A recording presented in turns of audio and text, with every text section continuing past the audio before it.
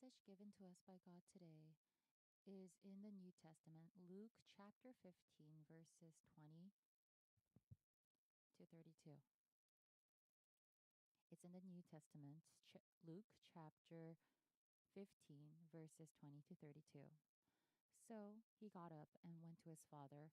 But while he was still a long way off, his father saw him and was filled with compassion for him. He ran to his son, threw his arms around him, and kissed him. The son said to him, "Father, I have sinned against heaven and against you. I am no longer worthy to be called your son." But the father said to his servants, "Quick, bring the best robe and put it on him. Put a ring on his finger and sandals on his feet. Bring the fattened calf and kill it. Let's have a feast and celebrate. For this son of mine was dead and is alive again. He was lost and is found." So they began to celebrate. Meanwhile, the older son was in the field. When he came near the house, he heard music and dancing. So he called one of the servants and asked him what was going on. "Your brother has come," he replied, "and your father has killed the fattened calf because he has him back safe and sound." The older brother became angry and refused to go in. So the father went out and pleaded with him. But he answered his father, "Look, all these years I've been slaving for you and never disobeyed your orders. Yet you never gave me even a young goat so I could celebrate with my friends. But when this son of yours, who has squandered your property with prostitutes, comes home, you kill the fattened calf for him." "My son," the father said, "you are always with me, and everything I have is yours. But we had to celebrate and be glad because this brother of yours was dead and is alive again. He was lost and is found." Amen. This is Living God's message. Amen.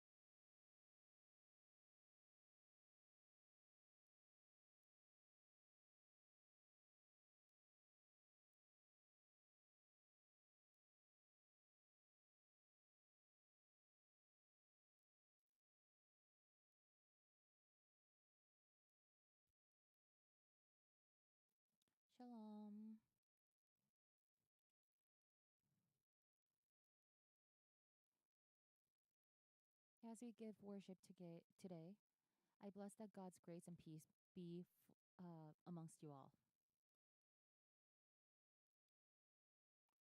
The pastor has allowed us to give or to share our messages with the congregation. That's why I'm standing here today, and I really appreciate this opportunity. So during the past season of Lent, we have spent a lot of time meditating together on the book of Jonah. And through this time, the voice that God continued to speak to us was very clear, and I hope you all remember. It was surrender before grace and return to God.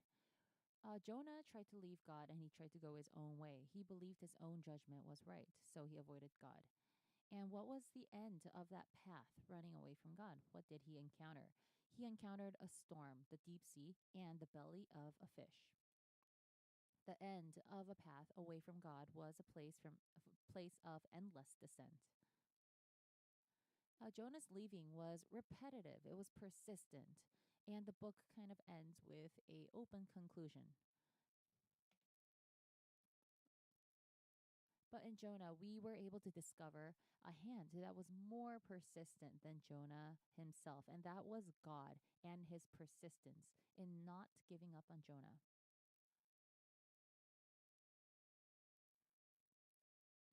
In the sea, in the belly of the fish, God held Jonah to the end and turned him back to God.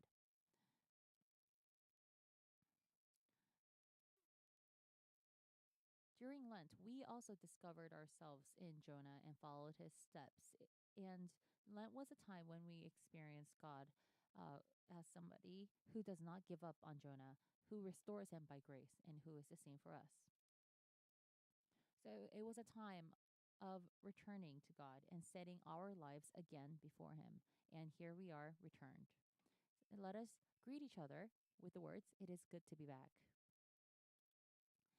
And now, since we are back, we have to ask ourselves an important question. How should we live now after returning? Now that we have returned, is everything finished and concluded? No. Our lives must continue upon grace even after our return. So now our main concern is this. After experiencing the resurrection, where are we in our place of our lives? In today's passage, I hope you'll ask yourselves this question. How should we, who live after a resurrection, live?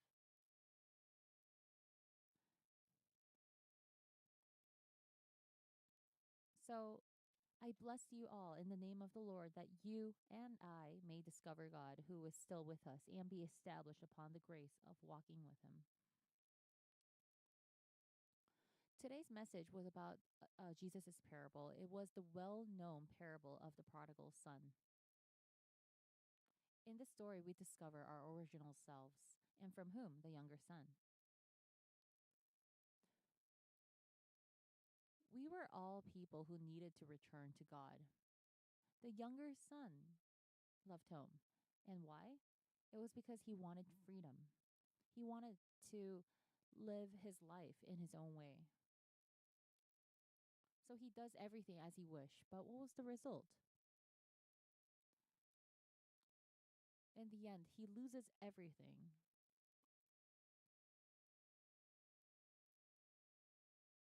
The younger son's story resembles our story more than we think.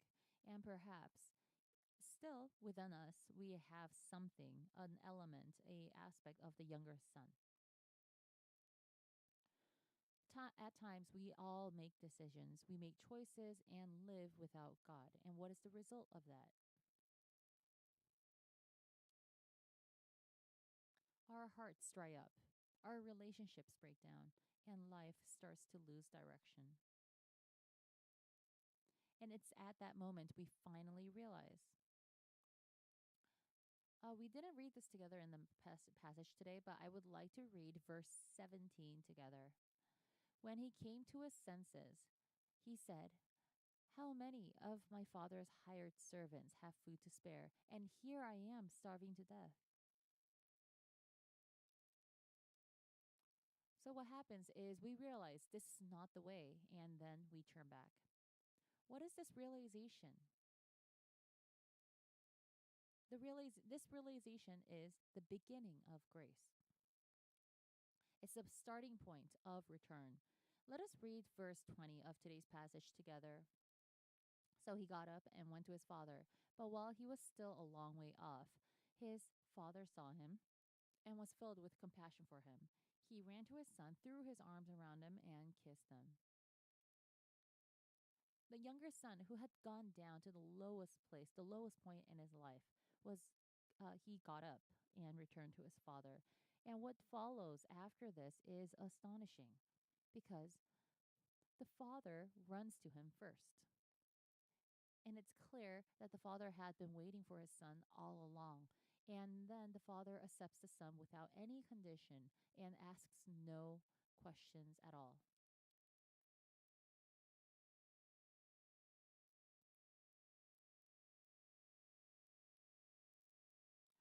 This younger son did not simply return after gaining maturity through harsh experiences in the world. It wasn't that he went through beneficial hardship and became wise.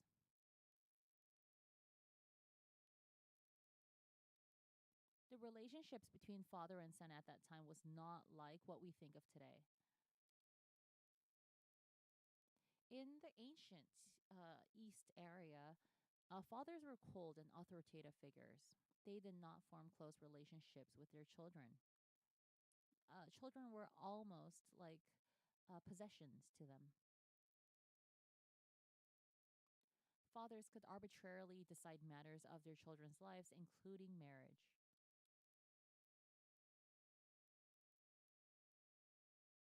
A child's fate depended on the father and had to obey the father in all cases. The father controlled the child's fate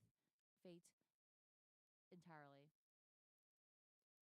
However, the younger son in this story goes to his father and asks for his share of the inheritance.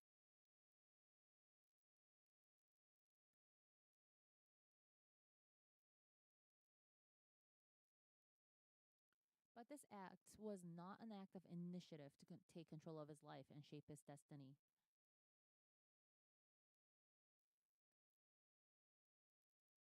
The son had asked for the portion of property to come to him.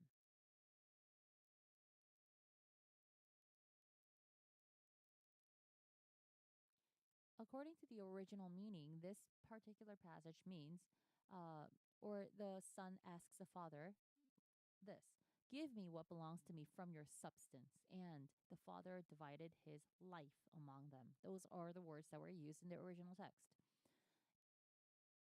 So this younger son actually commits the sin of breaking the command to honor his parents, and his act can actually be seen as an attack against his father. So the disciples and the crowd listening to this parable may have already been shocked by the younger son's actions because what the younger son had asked of his father was outrageous, and the father granting it was also a shocking conclusion. It did not make sense logically back in that time.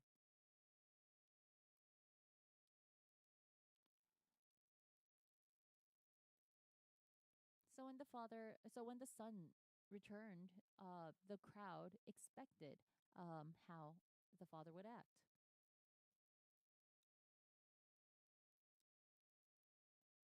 They probably expected the father to rebuke the son and teach him a lesson.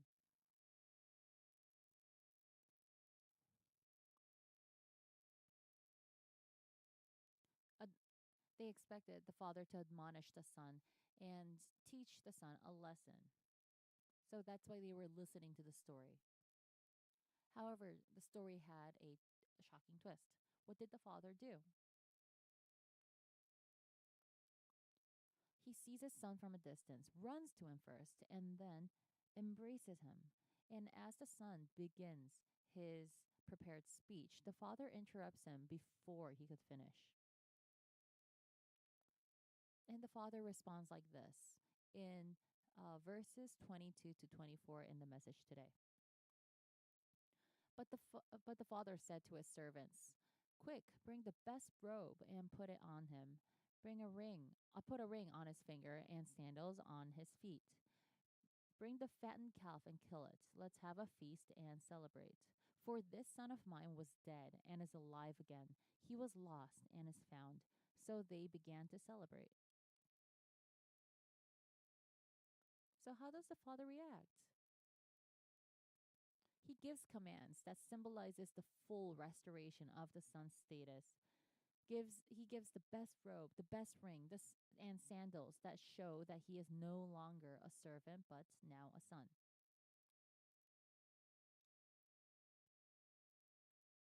He orders a grand feast with fattened calf.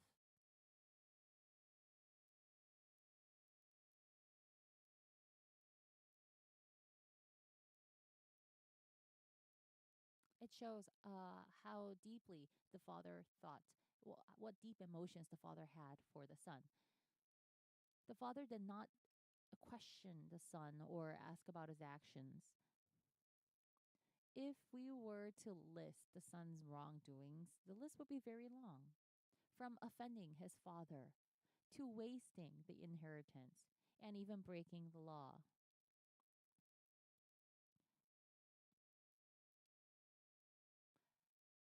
However, the father did not judge or demand the son of anything.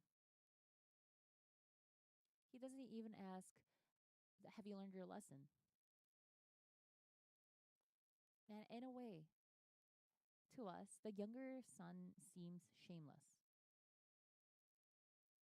But we need to remember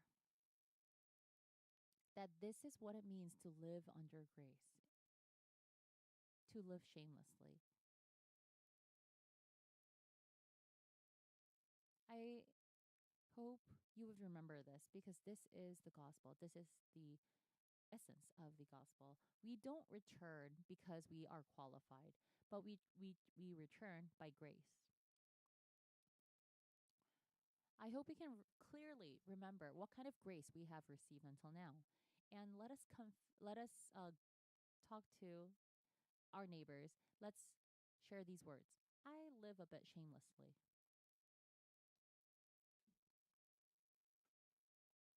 And I bless that you and I never give up returning to the Father's embrace. Uh, I hope that we always remember His grace.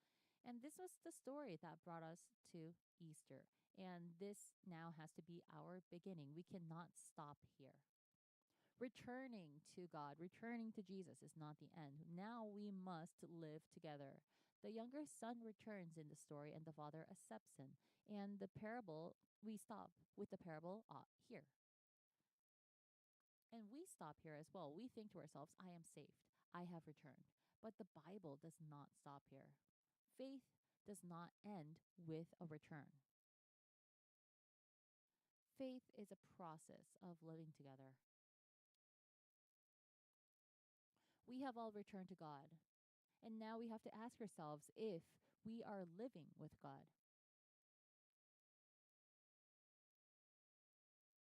When we begin our day, when we make decisions, when we treat people, we need to ask ourselves if we are living acknowledging God. Are we living with remembering God?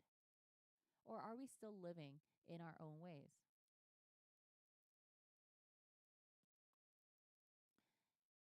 In the passage, it shows us one more very important person. And through this other figure, we can see that simply being present is not everything. There is a life that is together, yet not living together. And I am referring to the older son. The older son stayed at home. He never left. He was always beside his father physically. But, and he was a very persistent, very diligent person. He always was next to his father. However, what was he like? What is revealed through the passage about him? It says in verse 28, the older brother became angry and refused to go in.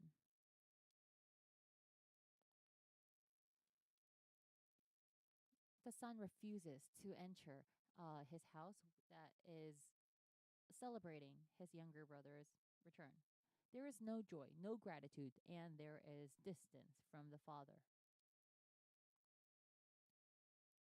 And the distance is clearly there.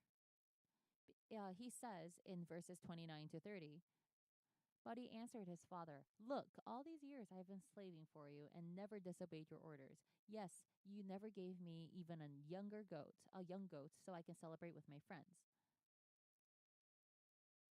But when this son of yours, who has squandered your property with prostitutes, comes home, you kill the fattened calf for him. So he continues to say, I have lived for you, Father. I have never disobeyed you. Yes, we can empathize with the older son. From a Korean culture, we may perhaps think, yes, the father was a little insensitive. However, in the words of the older brothers, we can see that it's more than just anger. We can see that the relationship between the son and the father was not a real relationship, but only duty that remained. It was not love, but it was calculation. And in the older brother, we discover ourselves again.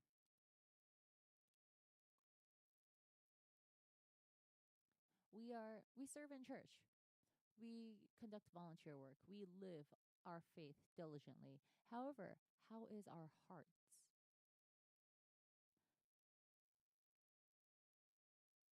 Are we becoming wary? Are we losing joy and feeling distant from God? If so, that is a life that is present with God, but not walking together with God. It looks fine outwardly, which is why it can be an even more dangerous spiritual crisis. And this is the older son's problems.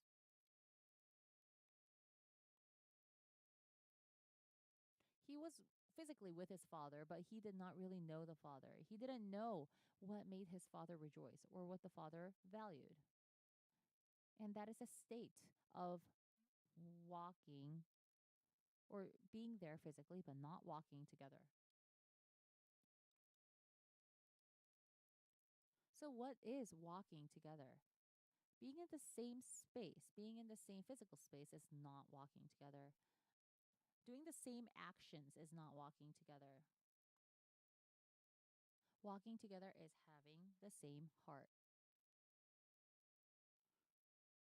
Rejoicing in what God rejoices in, living according to what He desires. That is walking together. Are we walking with God? Are you walking with God? If we look at these two sons, we can see aspects of our own lives.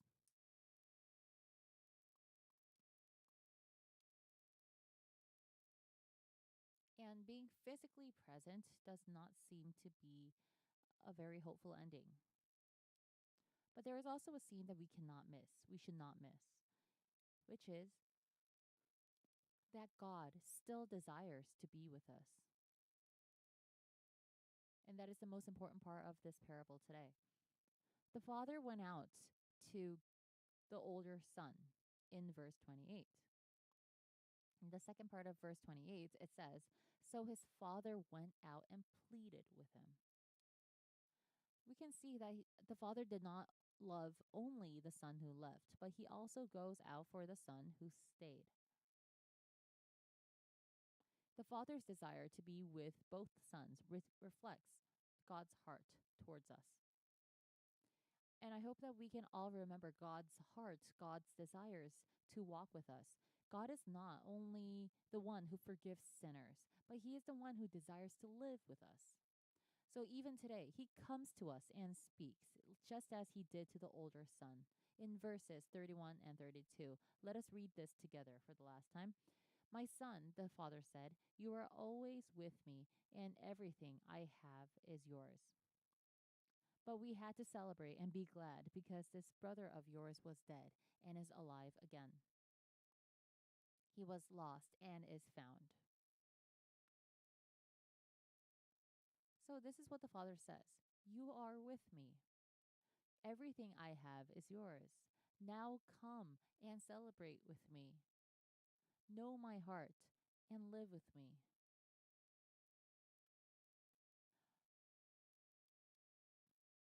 We need to think about whether we are still living as if we are alone.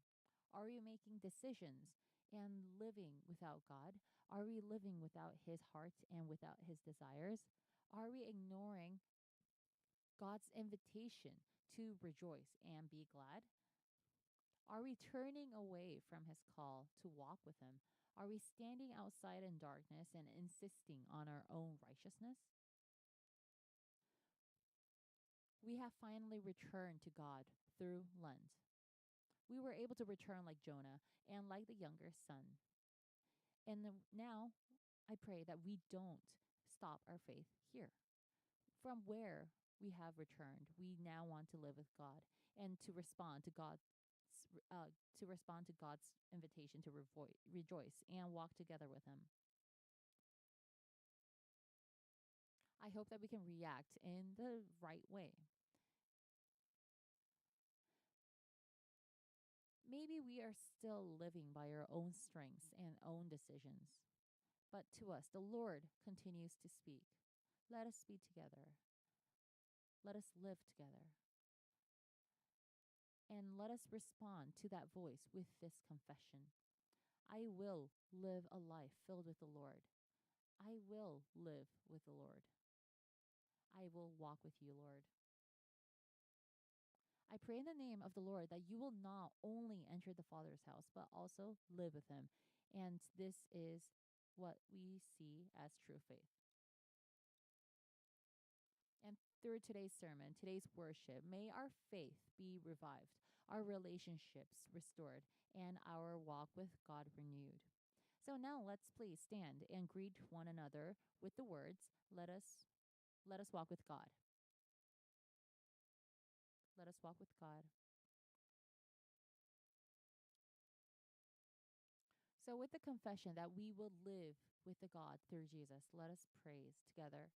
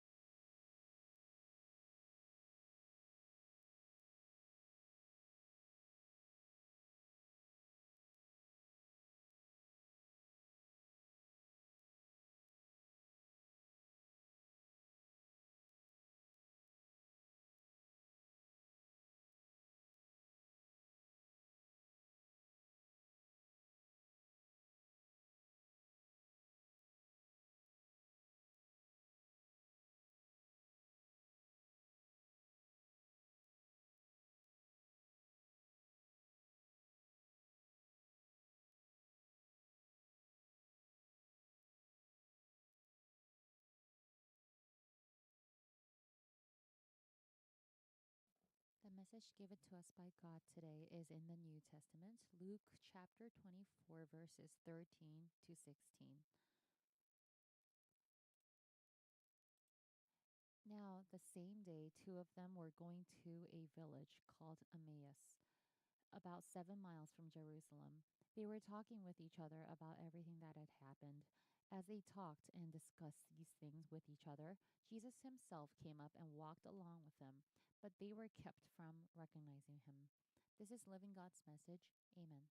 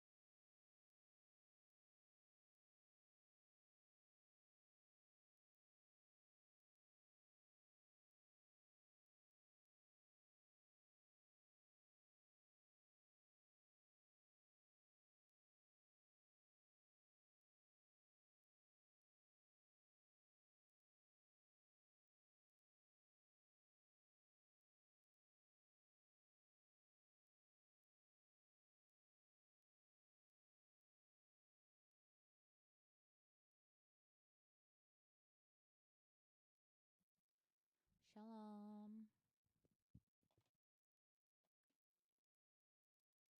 I am Pastor Kwak Sung Hyun, and I am in charge of the young adult group.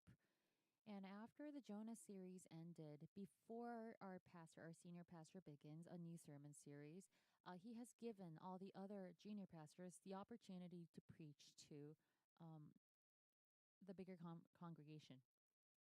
It is a great place of responsibility, and I believe that this will be a precious time of grace where God speaks. Today, on this year's theme, I would like to reflect together on the theme of walking together. When s- walking around the church, I often go out to the Gwanghwamun Square, and I notice the large electronic billboards that have increased in number recently. There are large screens here and there that fill the Gwanghwamun Square. But among all the digital screens, there is a company that keeps an analog sensibility. You might recognize it. It is Kyobo bookstore's quote board. It's their billboard. They changed their phrase on the billboard 4 times a year, and recently it said this: Spring, the miracle we know best. This was a phrase that made me pause and think, ah, yes, the miracle of spring has come again to us without fail, and I am living within that miracle. It expressed the word spring so well. The book where this phrase appears is a book called A Dictionary of Single Korean Characters by Kim Soyeon. This book takes single character Korean words and, with the author's personal interpretation, organizes their meanings. And the word spring is also a single letter word that was inside this book. I actually read this book before, and there was a word that stayed with me, and it was the word beside.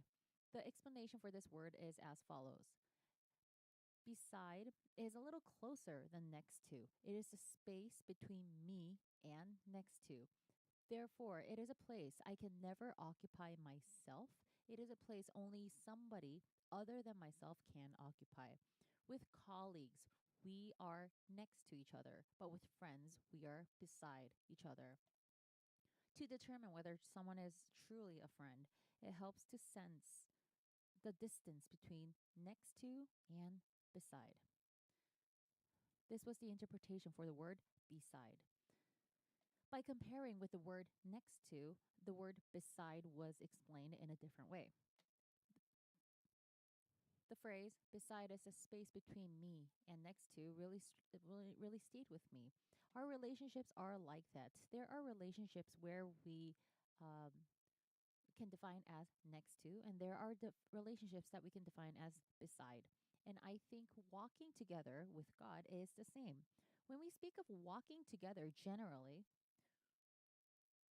it should not be walking next to somebody, but walking beside somebody. If we are walking with the Lord, I hope that we are not walking next to him, but walking beside him. This is not merely a difference in physical distance. The two disciples in today's passages were like this. They were walking from Jerusalem to another city, to Emmaus. And Jesus walked with them on that journey. He walked very closely with them. But the surprising thing is, the disciples did not recognize him. Let us read verses 15 and 16 together. As they talked and discussed these things with each other, Jesus himself came up and walked along with them, but they were kept from recognizing him.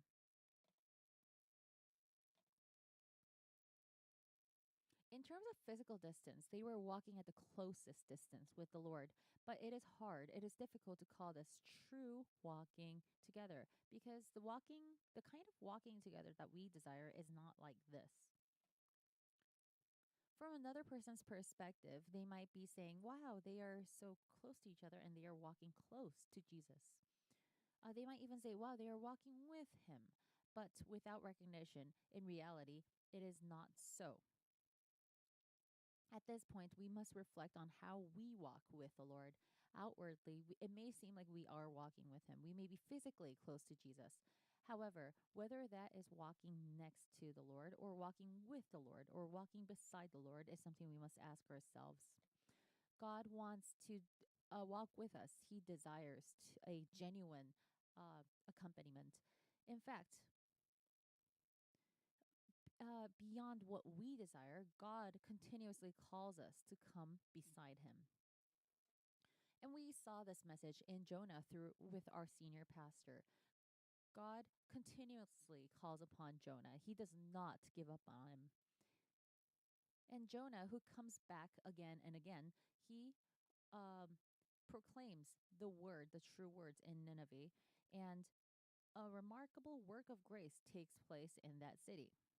But as we can see, Jonah comes out of the city and then he sits on the east of the city, builds himself a shelter, and starts to watch that place of grace. God desired to walk with him, walk beside him, but Jonah continues to distance himself further and further away. Once, while meditating on God's words. I happened to read the passage about Hagar in Genesis 16th.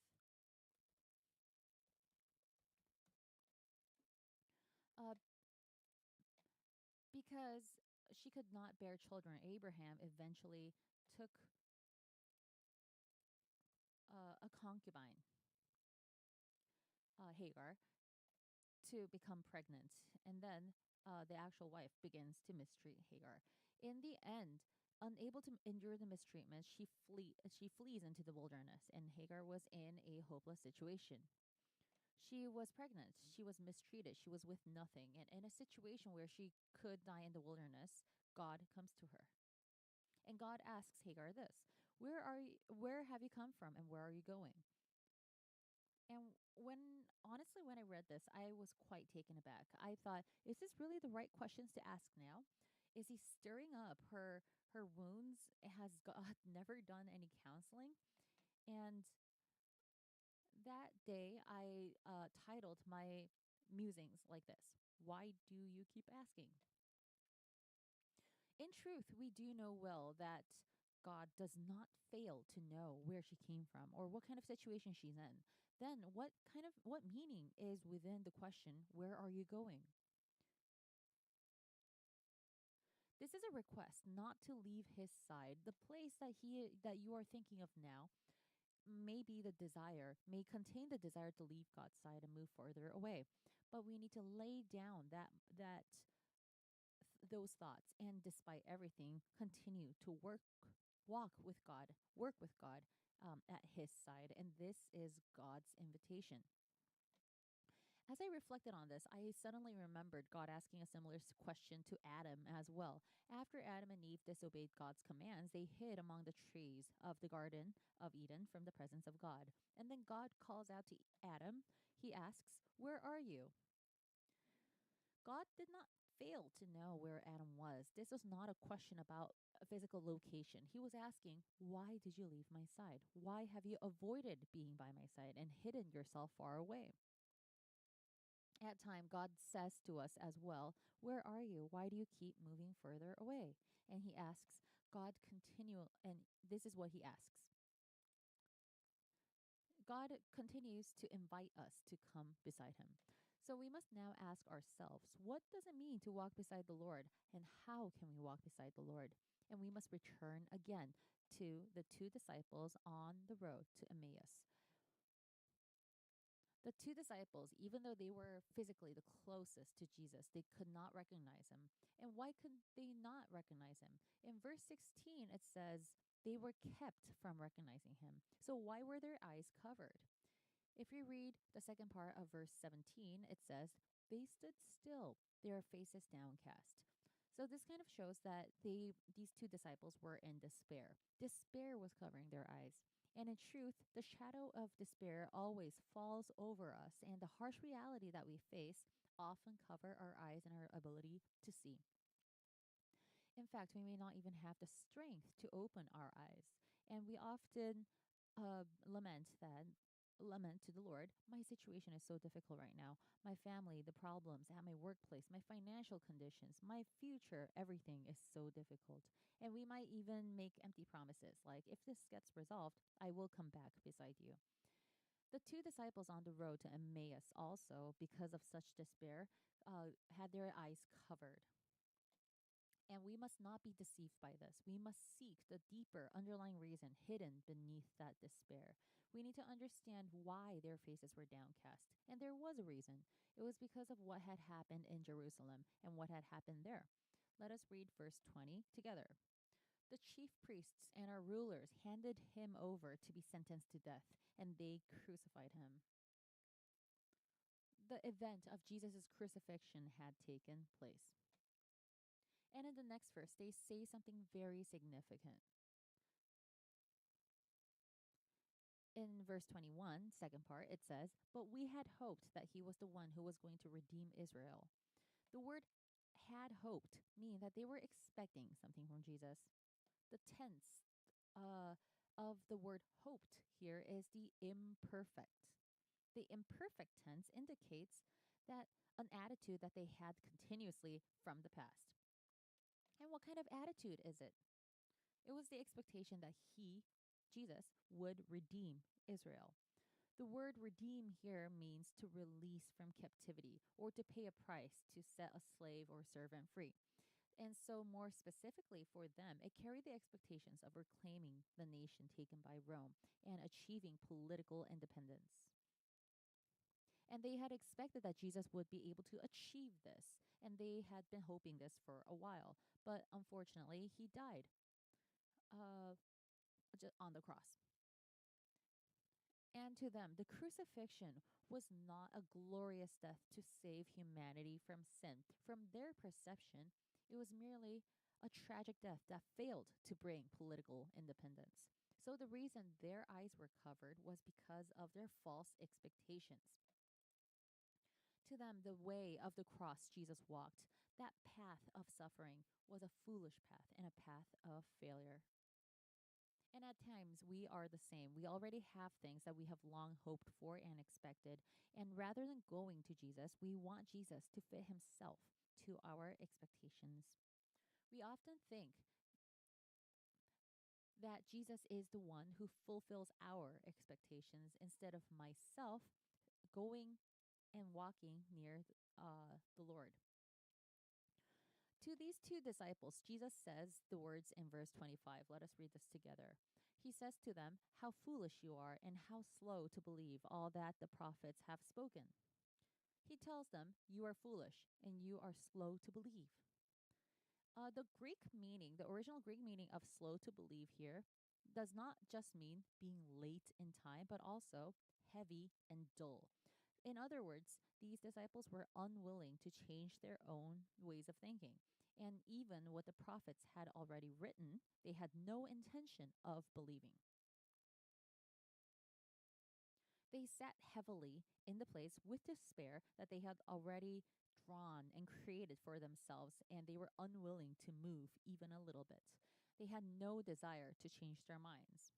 And to the two disciples, Jesus came first and explained the scriptures to them. He explained what the suffering of the cross meant and why it was a glorious thing. And they finally experienced their hearts burning within them.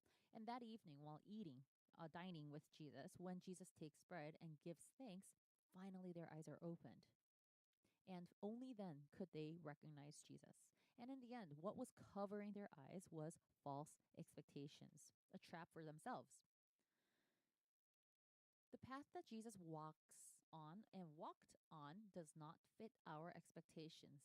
To walk beside him on that path seems like a path of failure and despair. This is why we stand next to the Lord at a distance, keeping a safe space between us. And we keep the Lord somewhere within our sight while walking the way of the world. And in the end, the walking together in a true way is not walking next to the Lord, but beside him and with him. It is a question of whether we can walk by faith on the path that Jesus walked. Through the Jonah series earlier, we were able to understand that if we do not surrender before grace, no work of God takes place. And in the end, my own thoughts, my expectations, my impressions, my desires must be laid down. And only when we surrender ourselves completely like that does true walking, true companionship with him begin in our lives.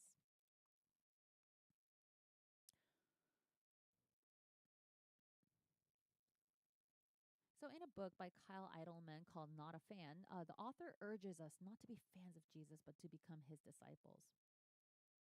In the New Testament, there were many crowds who followed Jesus around, and separate from them, there were disciples who followed him with their lives.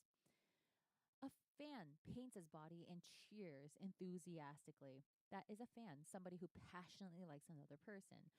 Fans may hang jerseys signed by an athlete on the wall. They may put all kinds of bumper stickers on the back of their cars.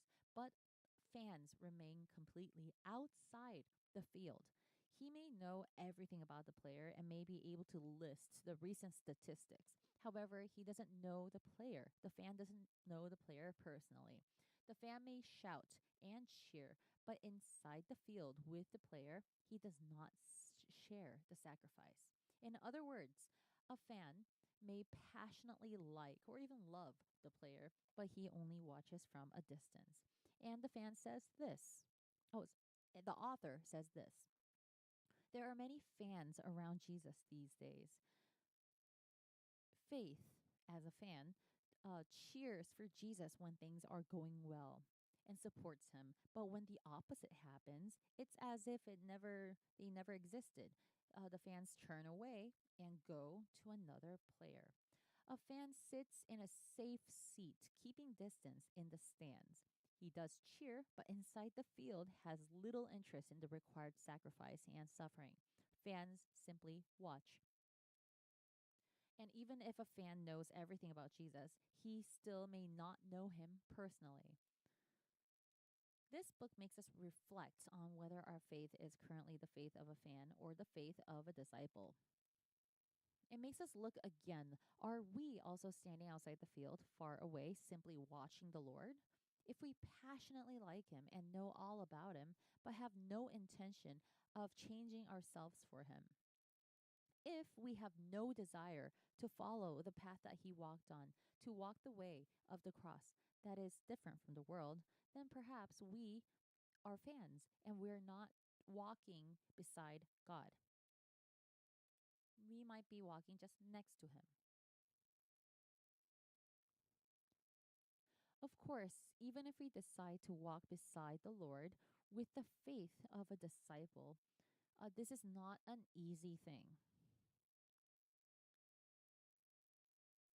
Even if the disciples' eyes were opened and they were able to see Jesus, like really perceive Jesus who walked the way of the cross, um, it's a different matter to follow him on that path.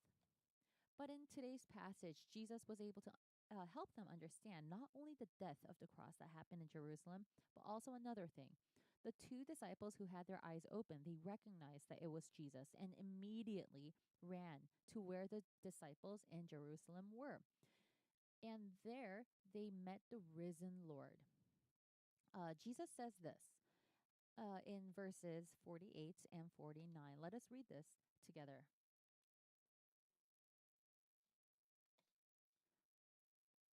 You are the witnesses of these things. I am going to send you what my Father has promised, but stay in the city until you have been clothed with power from on high.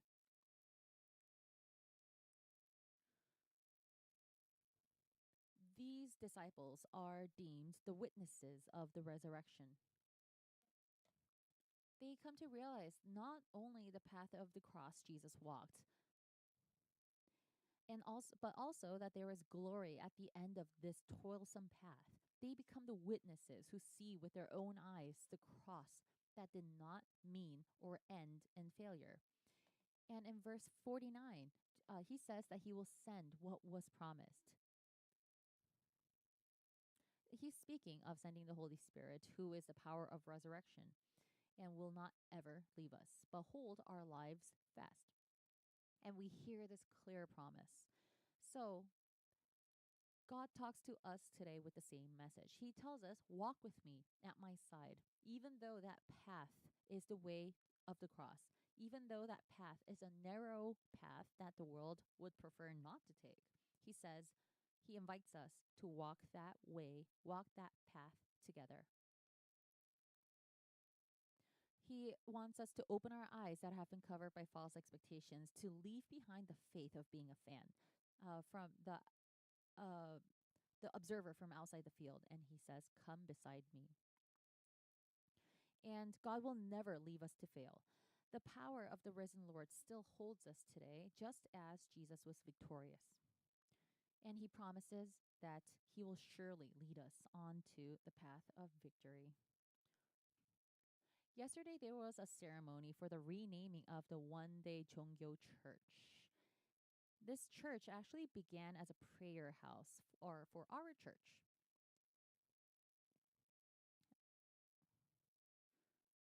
And in 1987, a church, this prayer house was established as a church.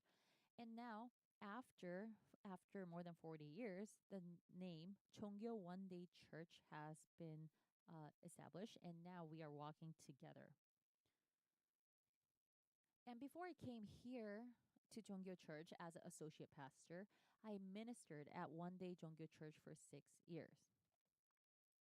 During the farming season, like these days, there are people who cannot come to church. So I used to go to the fields and pray for them after Sunday worship.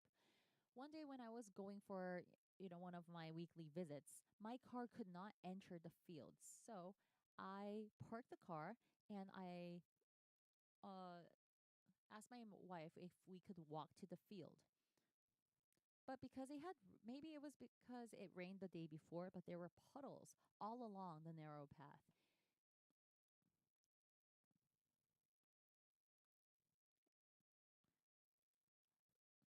So as we were walking, I kept thinking if whether we had to turn back or not. But because we were there anyway, I felt like we had to do something. So I looked carefully and saw that there were places where we could step on. And then I told my wife to follow me carefully. And I started observing the path in front of me.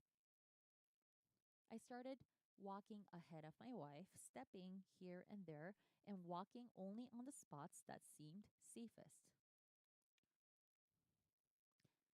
And then I told my wife behind me, "Do you see my footsteps here? Just step on the exact footprints."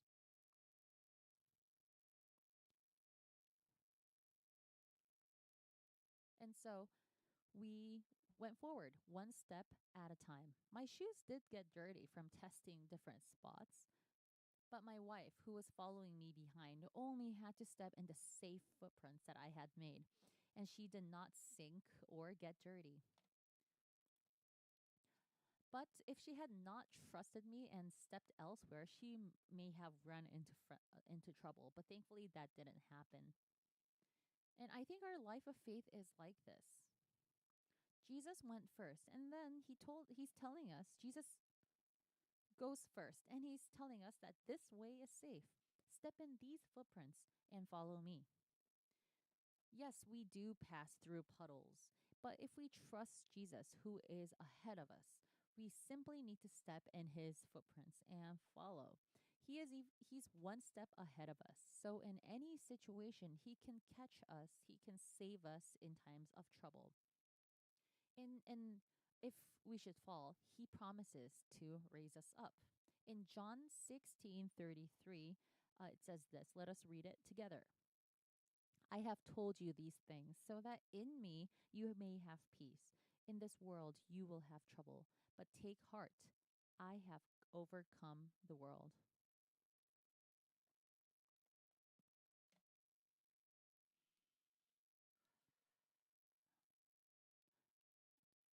God, Jesus, the Lord, promises us this very clearly.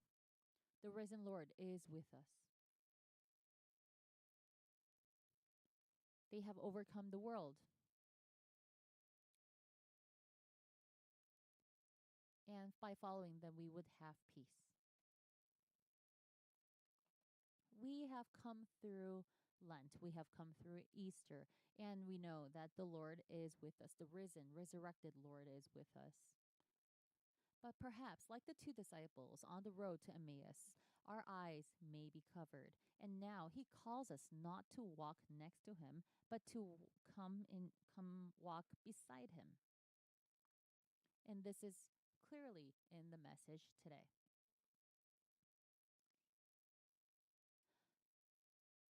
We should not be a fan who watches from afar, but we should be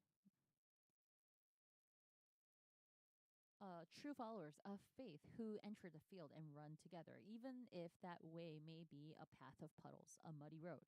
And he tells us to follow the path that he went first, to step in his footprints. God says, "I have overcome the world," and I bless that we trust him, move beside the Lord's side, and with steps of faith, walk with him. Let's greet each other. Let us walk with Jesus. Let us greet each other one more time. Let us be Let us be disciples, not fans. Let's greet each other one more time. Let's not be observers, but the people who play in the field. Let us give our devotion praise together.